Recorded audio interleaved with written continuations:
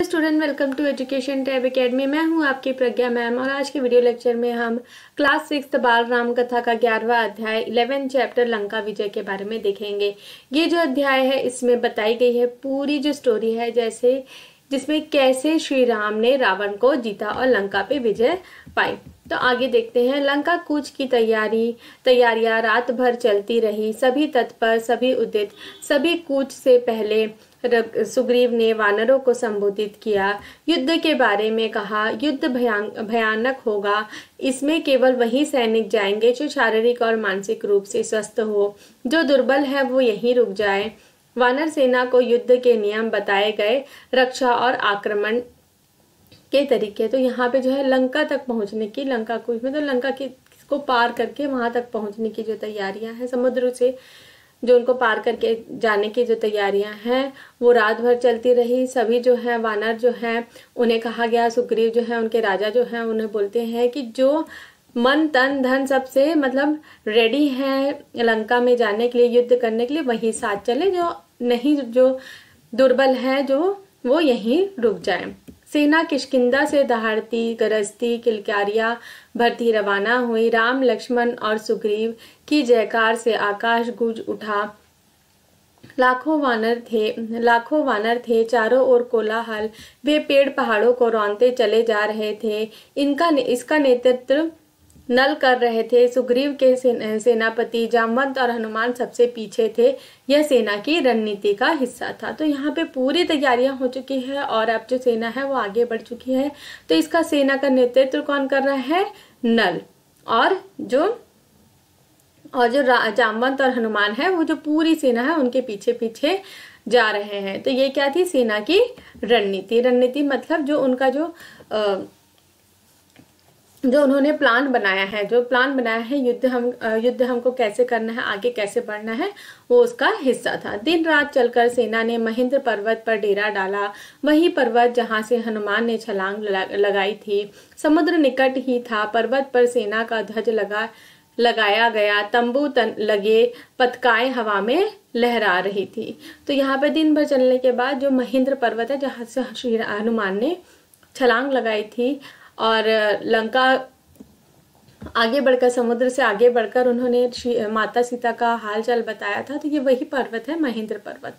तो वहां पे जो है वो सेना कुछ देर के लिए ठहरती है। वहां पे तंबू गाड़े जाते हैं और पताकाएं जो है हवा में लहराई जाती है। पताकाएं मतलब किसी एक राज्य का, किसी एक राजा का जो झंडा है उसे पताकाएं कहा जाता है। उधर लंका में खलबली मची हुई थी। राक्षसों में बेचैनी थी। उनके मन में डर बैठ गया था राम की शक्ति को लेकर। जिसका दूत लंका में आग लगा सकता है वह स्वयं कितना शक्तिशाली होगा। नगर में चर्चा का विषय यही था, लेकिन रावण इससे अभिज्ञ मतलब अनजान था। उसे कौन बताता, किसी में इतना साहस नहीं था। तो यहाँ जो है लंका में खलबली मतलब बेचैनी, पूरा मतलब कोलाहल मचा हुआ है, एकदम शोर मचा हुआ है कि अरे भाई अब श्री राम यहाँ पे हमला करने वाले हैं और अब लंका का विनाश हो जाएगा करके। बट जो रावण है वो इस सबसे अनजान था। उसे इस सब की कुछ भी खबर नहीं थी और किसी के पास इतना साहस भी नहीं था कि वो उसे समझा सकते। ये चर्चाएं विभीषण ने सुनी। नगर की हिताश उनसे देखी नहीं गई। ऐसा हताश सेना युद्ध नहीं कर सकता, उनकी पराजय निश्चित है। वे रावण के पास गए, उससे सही स्थिति बताने समझाने। रावण से युद्ध ना किया जाए। उन्होंने कहा आप सीता को लौटा दे, सब कल्याण इसी में है। सीता मिल जाएगी तो वे आक्रमण नहीं करेंगे। तो यहाँ पे है जो विभीषण जो है, राम के जो भाई हैं, छोटे भाई, वो रावण को समझाने का प्रयास करते हैं कि आप सीता को लौटा दे तो ये जो युद्ध नहीं होने वाला और लंका का जो विनाश होने वाला है वो उनसे बच जाएंगे। रावण ने विभीषण की बात अनसुनी कर दी, उन्हें अपने कक्ष से निकाल दिया। क्रोध में वह स्वयं ही उठकर चल पड़ा सभा कक्ष की ओर। उसे राम के समुद्र तट तक पहुंचने का समाचार मिल चुका था। सैनिकों ने राम की सेनाओं की पताकाएं दूर से देख ली थी। तो यहाँ पे जो है विभीषण जो है रावण को समझाने का प्रयास करते हैं, पर जो रावण है वो उनकी बातें अनसुनी कर देता है। वो उनको खबर आ चुकी रहती कि श्री राम जो है हमला करने आने वाले हैं, युद्ध के लिए आने वाले हैं, क्योंकि जो सैनिक हैं उन्होंने श्री राम की पताकाएं दूर से देख ली हैं। विभीषण रावण के पीछे चलते रहे, बोलते रहे, सीता आपके गले में बंधा सांप है, वह आपको डस लेगा, इससे छोटी बात मत समझिए लंकाधिराज, ये संकेत महाविनाश के हैं। मैं अब भी कहता हूँ सीता को लौटा दीजिए, लंका बच जाएगी। तो यहाँ पे जो विभीषण है वो रावण को समझाते जाते हैं कि सीता को आप लौटा दीजिए, नहीं तो आपका विनाश हो जाएगा। लेकिन रावण जो है वो उसकी बात बिल्कुल नहीं मानते। तुम मेरे भाई नहीं शत्रु हो, मेरे शत्रु के शुभचिंतक हो। रावण का क्रोध भड़क उठा, निकल जाओ यहाँ से, मुझे तुम्हारा साथ नहीं चाहिए। रावण सभागार की ओर मुड़ गया, विभीषण पीछे, दोनों के रास्ते अलग हो गए। तो यहाँ पे जो है विभीषण रावण को समझाने का प्रयास करता है, पर रावण उसकी एक बात नहीं सुनता और वो बोल देता है कि तुम मेरे शत्रु हो, मेरे भाई नहीं, तुम मेरे शत्रु हो, तुम यहाँ से निकल जाओ। विभीषण उसी रात लंका से निकल गया 4 सहायकों के साथ। उन्होंने राम के पास जाना ठीक समझा। समुद्र पार राम के शिविर में अचानक खलबली मची। एक वानर चिल्लाकर सबको सावधान कर रहा था, हमारे शिविर में राक्षस आ गए हैं। विभीषण कुछ देर खड़े थे। वानरों ने उन्हें सुग्रीव के सामने पेश किया। वानर राज, मैं लंका के राजा रावण का छोटा भाई हूँ, मैं राम की शरण में आया हूँ, आप मुझे उनके पास पहुँचा दे। विभीषण के चेहरे पर डर नहीं था, विश्वास था। शब्दों में षड्यंत्र नहीं था, कतारता थी। तो यहाँ पे जो है विभीषण अपने 4 सहायकों के साथ, अपने 4 मतलब मित्रों के साथ, अपने शुभचिंतक के साथ लंका से वहां से निकल जाता है और वो लंका जो वानर सेना का जो डेरा था वहां पे जाके सुग्रीव से मिलता है और उसे बोलता है कि मैं राम की शरण में आया, मुझे श्री राम के पास ले जाएं। याचना थी। सुग्रीव को उनकी बात पर फिर भी भरोसा नहीं हुआ। तो यहाँ पे जो है वो जब सुग्रीव से मिलते हैं तो उनकी बातों से, विभीषण की बातों से लगता नहीं कि वो वहां पे कुछ अनहोनी करने आए हैं, पर फिर भी सुग्रीव को जो है आशंका रहती है, भरोसा नहीं होता। वो क्या बोल रहे हैं आगे, मेरा नाम विभीषण है, रावण ने मुझे लंका से निकाल दिया है, मैंने उससे सीता को लौटाने की बात कही थी। क्रोध और अहंकार में चूर रावण ने मुझे सभा में अपमानित किया। मैं प्राण बचाकर आया हूँ, एक बार राम से मिलवा दे, मैं उनसे कुछ कहना चाहता हूँ। तो यहाँ पे विभीषण अपना परिचय देते हैं और उसे बोलते हैं कि रावण ने मुझे अपने राज्य से जो है वहां से निकाल दिया है, अपमानित किया है और मैं प्राण बचाकर राम की शरण में आया हूँ। सुग्रीव राम के पास गए, मन में शंका अभी भी थी। अंगद भी उसे संदेह की दृष्टि से देख रहे थे। राम ने अपनी बात सुनी और कहा, हमें विभीषण को स्वीकार करना चाहिए। मैं शरण में आए व्यक्ति को कभी निराश नहीं करता, यह मेरी नीति है। विभीषण को आदर से अंदर लाइए। तो सुग्रीव जो है राम के पास जाते हैं और उनके मन में अभी भी क्या है, डाउट है कि ये मतलब सही में शरण में आए हैं कि ये कुछ और ही बात है। तो वो श्री राम जो बोलते हैं कि मुझे विभीषण जो है स्वीकार है, वो मेरे पास आया हुआ है, मेरे आश्रय में आया हुआ है, तो उसे आदर से अंदर ले आइए।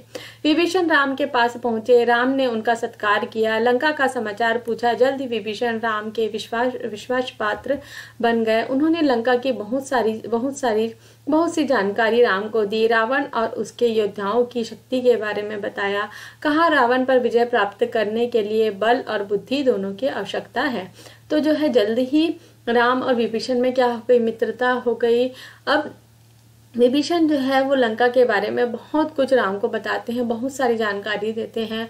वो बताते हैं कि रावण के पास कौन से योद्धाएं हैं, उनके पास कौन सी शक्ति है, सारी बातें बताते हैं। और वो बोलते हैं अगर लंका को जीतना है, रावण को जीतना है, तो उन्हें बल तो चाहिए ही चाहिए, पर बुद्धि भी चाहिए। विभीषण तुम चिंता मत करो, राक्षस मारे जाएंगे, लंका की राजगद्दी तुम्हारी होगी, भविष्य तुम्हारा है, राम ने कहा। तो राम जो है वो विभीषण को आश्वासन देते हैं कि देखना कि जो लंका की जो राजगद्दी है तुम्हें ही मिलेगी, जो ये राक्षस है वो मारे जाएंगे, रावण भी मारा जाएगा और जो लंका है वो तुम्हारी नगरी हो जाएगी। राम की सेना के सामने एक बड़ी चुनौती थी, समुद्र। उसे कैसे पार करे? राम ने समुद्र से विनती की, 3 दिन बैठे रहे कि समुद्र रास्ता दे दे। वह नहीं माना तो राम को क्रोध आ गया। राम का क्रोध देखते ही समुद्र ने उन्हें सलाह दी, आपकी सेना में नल नाम का एक वानर है, वह पुल बना सकता है, उससे वानर सेना पार उतर जाएगी। तो राम जो है वो समुद्र से 3 दिन तक विनती करते हैं और जब समुद्र उनकी बात नहीं सुनता तो उन्हें क्या आ जाता है, बहुत ही गुस्सा आ जाता है। तो समुद्र जो है उनके सामने प्रकट होकर उन्हें बताते हैं कि नल नाम का जो वानर है आपके जो वानर सेना में, वो पुल बना सकता है। नल ने अगले दिन ही काम प्रारंभ किया, पुल बनाने लगा। वानर कंकड़ पत्थर शिलाएं लाते रहे, नल पुल बनाता रहा। 5 दिन में पुल तैयार हो गया। समुद्र को 2 टुकड़ों में बांटता हुआ, उसका घमंड चूर करता हुआ सबसे पहले विभीषण पुल से पार गए, पीछे पीछे वानर सेना का अगला शिविर दूसरा तट पर बना। तो जो नल है उसे पुल बनाने में कितने दिन लग गए, 5 दिन लग गए। और जब पुल बना तो उससे पहले सबसे पहले जो विभीषण पुल पार करके वहां आगे बढ़ते हैं। और जो अब नया जो पड़ाव है जहां पूरी वानर सेना रुकेगी, वो समुद्र का दूसरा तट। असंभव, राम क्रोध से चीख उठा, समुद्र पर पुल कैसे बन सकता है। इस समाचार से रावण को विस्मय हुआ, विस्मय मतलब आश्चर्य हुआ, भय भी, लेकिन जब उसने जो मन में ठान लिया था उसे डिगा नहीं।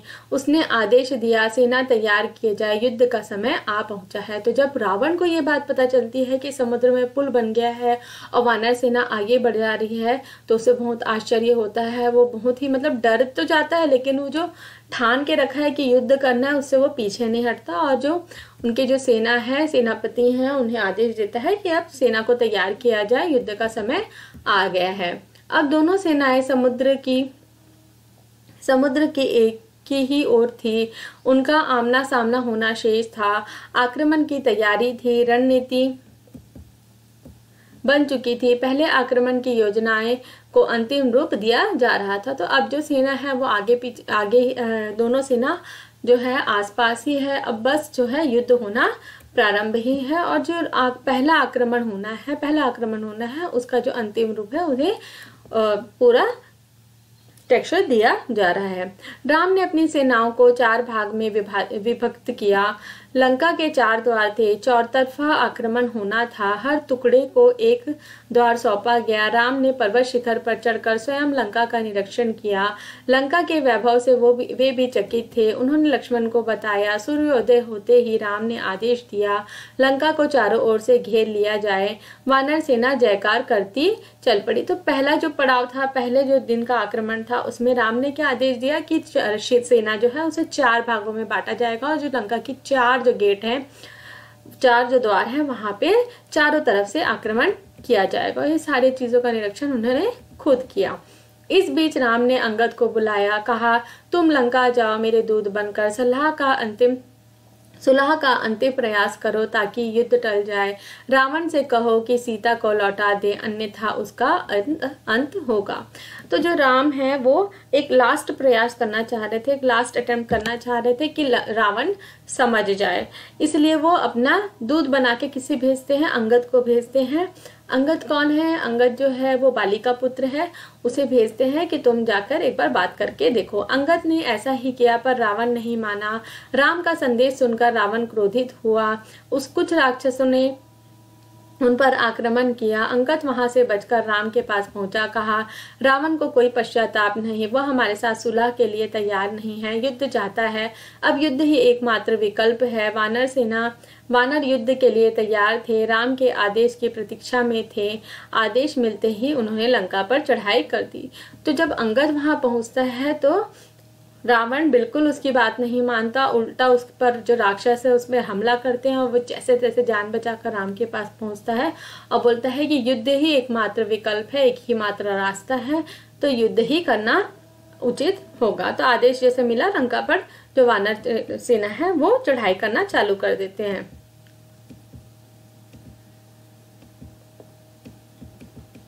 उधर रावण के आदेश पर उसकी सेना निकल पड़ी। राक्षस उतावले थे, चित्कार कर रहे थे। रावण की जय घोष से कि आसमान फट जाएगा। वे दौड़े और वानर सेना पर टूट पड़े। तो अब जो है युद्ध चालू हो गया। जो सेना है वो निकल पड़ी है। रावण के राक्षस जो है चिल्लाते हुए, एकदम चित्कार मारते हुए, इतनी जोर जोर से चिल्लाते हुए, रावण की जय जय घोष करते हुए, इतने आवाज आ रहा था, ऐसा लग रहा था आसमान जो है आवाज से फट जाएगा और वो वानर सेना पे टूट पड़े मतलब यहाँ पे वो उन पर हमला करना चालू कर दिए। भयानक युद्ध हुआ। हर ओर दहला देने वाला शोर, हाथियों की चिंगाड़, घोड़ों की हिनहिनाहट, रथों की सरसराहट, कोलाहल, रथ हवा से बात कर रहे थे, तलवारें खींच गई थी, बाणों से आसमान भर गया था, भाले उड़ रहे थे, दोनों ओर के कई वीर मारे गए, रावण के अनेक पराक्रमी राक्षस ढेर हो गए, धरती लाल हो गई, छत विछत शव बिखरे थे, कराहते घायलों की और किसी का ध्यान नहीं था। तो यहाँ पे जो है बहुत ही भयंकर युद्ध होने लगा। हर तरफ आवाज, हाथियों के, घोड़े के, रथों के, बाले फेंका रहे हैं रथ, पूरा आसमान जो है बाण हर तरफ बाण ही बाण, और काफी सारे योद्धा इसमें मरे गए। पूरे जो धरती है वो रक्त से जो खून से उससे लाल हो चुकी थी और काफी लोग घायल अवस्था में नीचे पड़े हुए हैं। तो शाम होने को थी। मेघनाथ ने राक्षस सेना को पीछे हटते देखा। उसने अपने सैनिकों को ललकारा, आगे बढ़ो, हम विजय के करीब हैं। मेघनाथ ने सेना का नेतृत्व संभाल लिया। राक्षस उत्साह से आगे बढ़े। मेघनाथ की दृष्टि राम लक्ष्मण पर थी। वह छुपकर युद्ध करता था, मायावी था, किसी को दिखाई नहीं पड़ता था। उसके बाण राम और लक्ष्मण को लगे, दोनों वहीं मूर्छित होकर गिर पड़े। तो यहाँ पे जो है मेघनाथ जो है सेना का नेतृत्व कर रहा था और उसने क्या देखा कि जो सेना है वो पीछे बढ़ रही थी। तो उसने फिर आवाज दी, ललकारा सेना को, और सेना फिर आगे बढ़ने लगी। बहुत ही मायावी राक्षस है मेघनाथ, रावण का पुत्र है, और यहाँ पे वो क्या करता है, छुप कर युद्ध करता है। तो उसकी पूरी दृष्टि तो थी राम और लक्ष्मण पे थी, और वो चोरी से जो है चोरी छुपे राम और लक्ष्मण को घायल कर देता है। मूर्छित करना मतलब घायल कर देना, और वो बेहोश हो जाते हैं। मेघनाथ ने समझा काम हो गया। उसने दोनों भाइयों को मृत समझ लिया। वह मैदान छोड़कर महल की ओर दौड़ा, रावण को इसकी सूचना देने। रण क्षेत्र में वानर राम लक्ष्मण के पास एकत्र हो गए। वे चिंतित थे। अशुभ की आशंका से विभीषण ने दोनों का उपचार कराया। उनकी मूर्छा टूटी, वे खड़े हुए तो वानर दल हर्ष ध्वनि करने लगा। अगले दिन युद्ध के लिए तैयार। तो यहाँ पे जो है मेघनाथ को लगता है कि वो दोनों, उसने राम और लक्ष्मण जो दोनों भाई हैं उनको मार दिया है, पर ऐसा नहीं होता। वो क्या होते हैं, सिर्फ और सिर्फ मूर्छित मतलब बेहोश हुए रहते हैं। विभीषण उनका इलाज कराते हैं और वो ठीक हो जाते हैं, और अगले दिन युद्ध के लिए फिर खड़े हो जाते हैं। रावण की सेना के महाबली एक एक कर मारे जा रहे थे। धूमाक्ष मारा गया, वज्रदृष्ट धरती पर गिरा पड़ा, अंकंपन कुचल कर मर गया, प्रहस्त को नल ने ध्वस्त कर दिया। रावण को इसकी सूचनाएं मिलती रही। वह घबरा गया।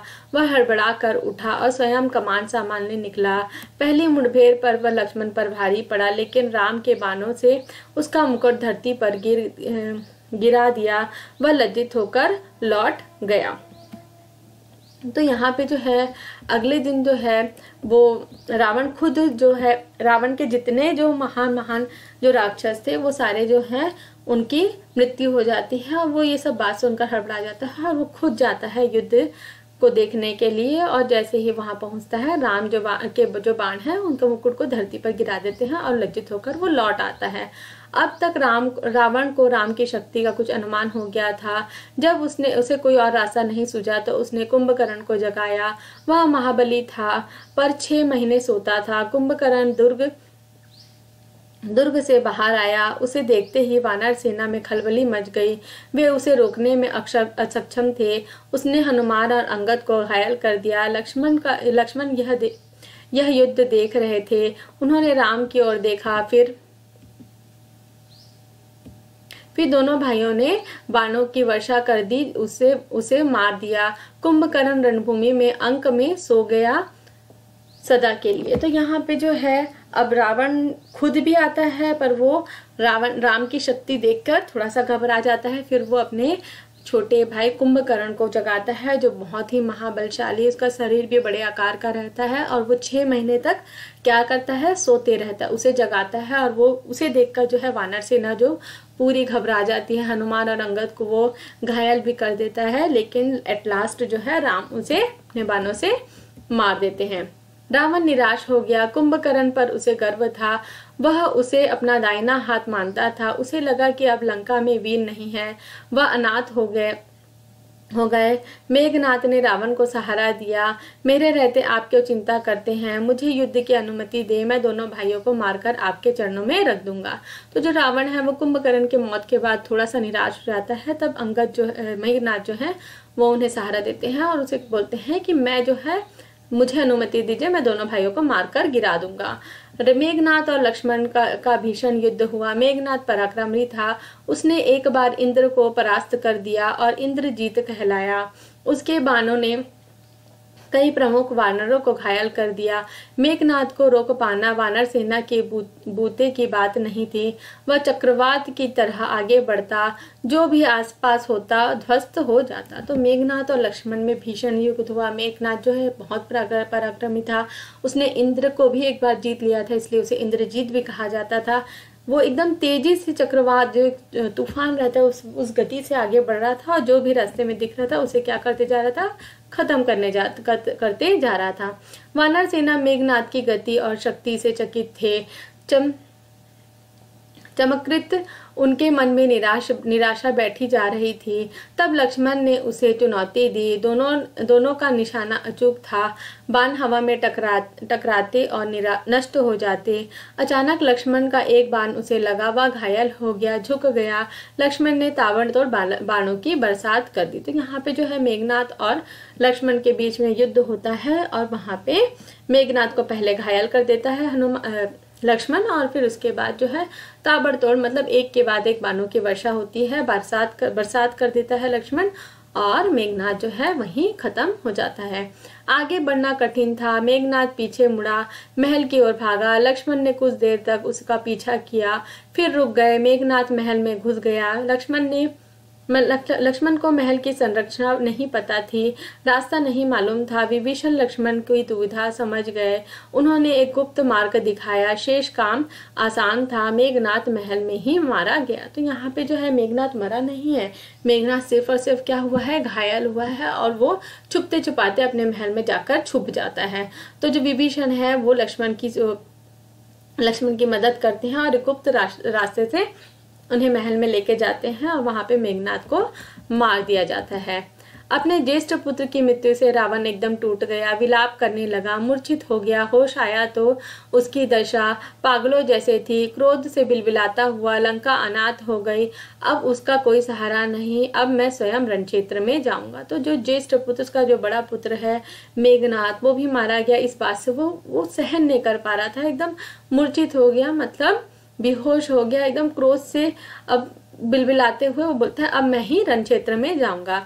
लक्ष्मण के साथ वानर सेना भी महल में प्रवेश कर गई थी।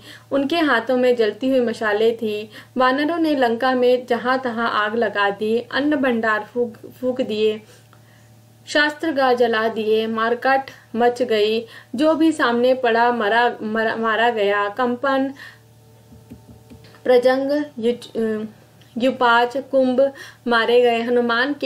हनुमान ने निकुंभ, देवतांक, तिशारा को मौत की नींद सुला दिया। अंगद ने नरातक का काम तमाम कर दिया। लक्ष्मण ने अतिकाय का सर काट दिया। राक्षस सेना भाग खड़ी हुई। तो यहाँ पे जो है लक्ष्मण के साथ वानर सेना भी वहां रावण की लंका में एंट्री करती है और जो जो दिखता है उन्हें सामने सबको वहां खात्मा करते जा रहे हैं। रावण के पास अब कोई विकल्प नहीं था। युद्ध नाद हुआ। अकेले बचा रावण युद्ध के लिए निकला, फुरफुराते हुए, फन कुचेले सांप की तरह। वह जिधर मुड़ता भगदड़ मच जाती। वानरों को भागते देख लक्ष्मण आगे आए, धनुष बाण लिए, रावण के सामने अभेद्य दीवार की तरह खड़े हो गए। थोड़ी ही देर में विभीषण वहां पहुंच गए। उसके बाद राम उनके सामने रावण की एक ना चली। तो जो रावण है वो एकदम गुस्से से अपने युद्ध में अकेले निकलता है। जहां जिस तरफ वो मुड़ता वहां से वानर जो है भाग खड़े हुए थे। अब जो है लक्ष्मण, विभीषण और राम उनके सामने आ खड़े हुए हैं। अब उनके सामने उसकी कैसे कैसे खबर होती है आगे देखते हैं। विभीषण को राम ने सेना में देख रावण उबल पड़ा। उसके लिए यह देशद्रोह था, छोटे भाई का विश्वासघात। उसने विभीषण पर निशाना लगाया। लक्ष्मण ने वह बाण बीच में ही काट दिया। उसने दूसरा घातक बाण चलाया। इस बार लक्ष्मण बीच में आ गए। उन्होंने विभीषण को अपने पीछे छिपा लिया। तो विभीषण को देख के जो रावण जो है वो बहुत गुस्सा हो गया। उसने देशद्रोही की उपाधि देने लगा। उसको बोला कि छोटे भाई होकर मेरे साथ विश्वासघात किया है। तो लक्ष्मण जो है उसका बचाव करते हैं।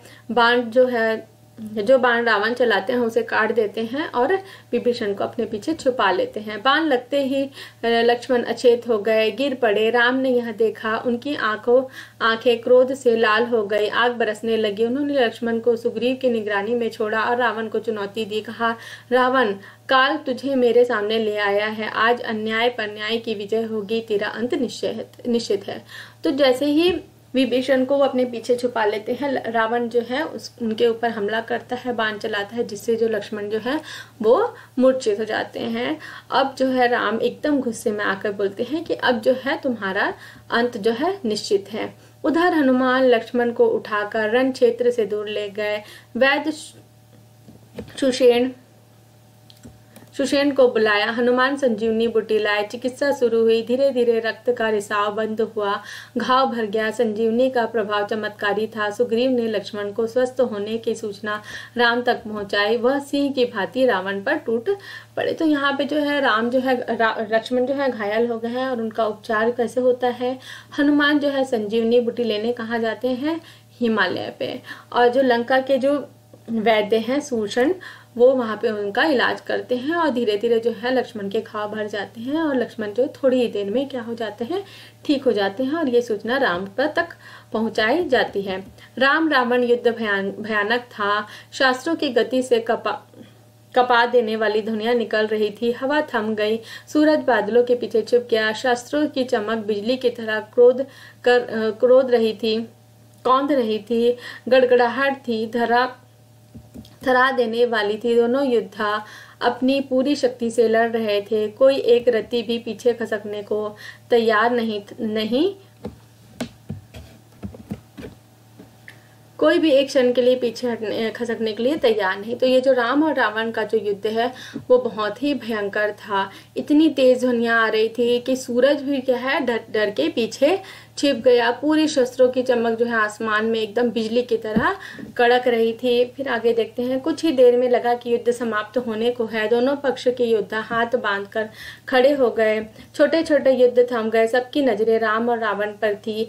सबकी आंखें फटे रह गई, पलकें झुकाना भूल गई। उन्होंने ऐसा युद्ध पहले कभी नहीं देखा था। तो छोटे छोटे जितने भी युद्ध हो रहे थे वो क्या हो गए, थम गए। और सबकी नजरें कहाँ टिकी हुई थी, राम और जो रावण का जो युद्ध हो रहा है वहां पर। लेकिन महासंग्राम समाप्त नहीं हुआ। रावण का एक बाण राम को लगा। उनके रथ का ध्वज कटकर गिर पड़ी। राम ने प्रहार किया। बाण रावण के मस्तक में लगा। रक्त की धारा बह निकली। बीच में युद्ध कुछ पल के लिए रुका। रावण अपने महल चला गया घोड़े और रथ बदलने। राम को इसकी आवश्यकता नहीं थी। तो राम और जो रावण है, रावण का जो युद्ध हो रहा है बहुत ही भयंकर था। कुछ ही देर में राम ने जो है वो थोड़ा सा घायल कर दिया रावण को और वो भाग खड़ा हुआ अपने महल की ओर घोड़े और रथ बदलने के लिए।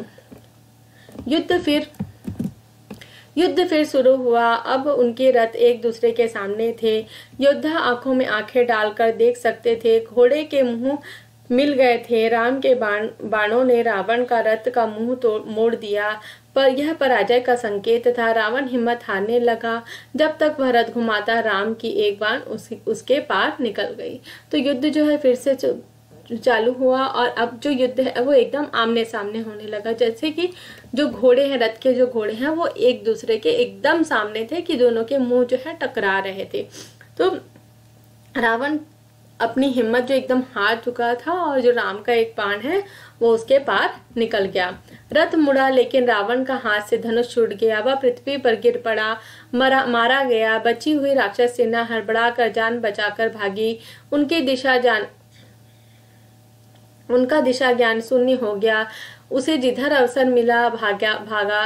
कुछ राक्षस वानर सेना की ओर दौड़ पड़े, कुछ भागते हुए समुद्र में जाकर। अब आखिरकार जो है उनका जो राजा है रावण वो मारा गया। तो जितनी वानर जो राक्षस सेना थी वो इधर उधर बिल्कुल भागने लगी। किसी भी दिशा में कोई भी कहीं भी भागने लग गया अपनी जान बचाने के लिए, कुछ वानर सेना की तरफ, कुछ समुद्र की तरफ।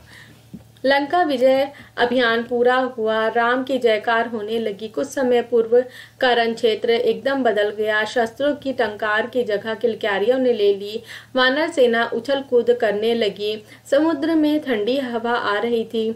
शास्त्रों से उत्पन्न गर्मी अब अपने साथ बहा ले गई। कोलाहल तुमनाद में परिवर्तित हो गया, प्रसन्नता सर्वव्यापी थी। तो अब जो है लंका विजय का जो अभियान है श्री राम का वो पूरा हो गया। सब जगह जो युद्ध का माहौल था वो युद्ध का माहौल क्या हो गया है, पूरा खत्म हो गया है। जो युद्ध का जो गर्मा गर्मी थी वो ठंडी हो चुकी है और सारी जगह जो है प्रसन्नता का माहौल है। रण क्षेत्र में केवल एक ही व्यक्ति दुखी था। शोक से व्याकुल विलाप करता हुआ अपने भाई के मृत शरीर के पास खड़ा। राम ने विभीषण को समझाया, मित्र शोक मत करो, रावण महान योद्धा था, उसकी अंत्योष्टि महानता के अनुरूप होनी चाहिए। मृत्यु सत्य है, उसे स्वीकार करो। तो यहाँ पे जो रण क्षेत्र में एक ही व्यक्ति को दुख था वो था विभीषण, क्योंकि उसका भाई जो रावण है वो उसकी बात नहीं मानता और आखिरकार युद्ध में हार जाता है और उसका खात्मा हो जाता है। तो राम जो है उन्हें समझाते हैं और बोलते हैं कि रावण जो है वो एक महान योद्धा था, जो उसका अंतिम क्रिया है, अंत्येष्टि मतलब जो अंतिम क्रिया है वो अच्छी तरह से होना चाहिए। राम ने एक एक वानर का आभार माना, सुग्रीव को गले लगा लिया, लक्ष्मण को से विभीषण के राज्याभिषेक की तैयारी करने को कहा। चाहते थे कि रावण की अंत्येष्टि के बाद राज तिलक हो, उसमें विलंब ना किया जाए। उन्होंने हनुमान को बुलाया, अशोक वाटिका जाने का निर्देश दिया। यह संदेश आपको ही सीता तक पहुंचाना है। उनके विजय का समाचार दीजिए, उन्हें लंका विजय का समाचार दीजिए, उनका संदेश शीघ्र लाइए। तो जो यहाँ पे जो है लक्ष्मण से कहा जाता है कि वो राज्याभिषेक की तैयारी करे। जैसे ही रावण का अंतिम संस्कार होता है वैसे ही जो विभीषण है उनका राज तिलक कर दिया जाएगा। और वो हनुमान को बुलाकर बोलते हैं कि तुम अशोक वाटिका जाके सीता को भी इस बात का समाचार दे दो। विभीषण के अंत्येष्टि से लौटने तक राज्य अभिषेक की तैयारी हो चुकी थी। लक्ष्मण राजमहल पहुंच चुके थे। वानर स्वर्ण कलश में समुद्र का पानी ले आए थे। लक्ष्मण विभीषण के पास गए, उन्हें साथ लेकर सिंहासन तक आए। सोने का चमचमाता हुआ सिंहासन, रत्नों मणियों जटित समुद्र जल से उन्होंने सभासदों के सामने विभीषण का अभिषेक किया। अब विभीषण लंका का राजा था।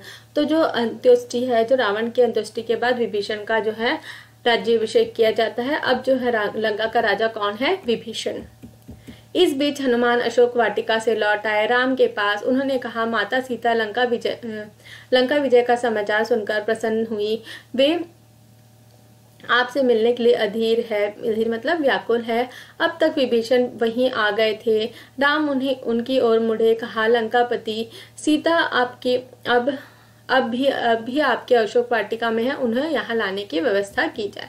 तो यहाँ पे जो है हनुमान जो है सीता माता को समाचार देकर आ चुके होते हैं और विभीषण से श्री राम बोलते हैं कि अब जो है सीता को अशोक वाटिका से यहाँ सभा में लाया जाए। वानर सेना चूहल कर रही थी, अटखालिया में थी। राम का निर्देश सुनकर उनकी उत्सुकता बढ़ गई। सुग्रीव, जाम्बन, नल, नील भी उत्सुक थे। अंगद को प्रतीक्षा थी। हनुमान को छोड़कर किसी ने सीता को नहीं देखा था। तो यहाँ पे सब कोई बहुत उत्सुक है।